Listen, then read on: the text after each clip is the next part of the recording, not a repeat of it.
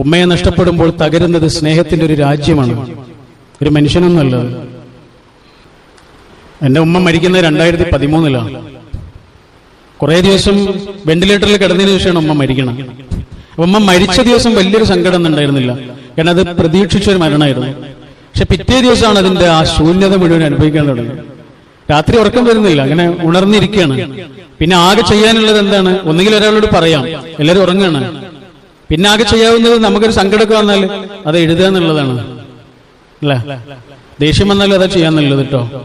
ആരോടെങ്കിലും ദേഷ്യം വന്നാൽ അയാളോട് പറയാനുള്ളത് മുഴുവനും ഒരു പേപ്പറിൽ എഴുതിയാൽ മതി എല്ലാം, എന്നിട്ട് കീറിയിട്ട് കളയാം.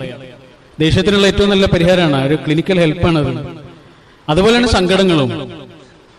അന്ന് പാതിരാത്രിയിൽ എഴുതിയൊരു കവിതയുണ്ട്, ഇത്രയേ ഉള്ളൂ: ഉമ്മ പോകുമ്പോൾ ഉണങ്ങിയ കെട്ടിടമാകും വീട്,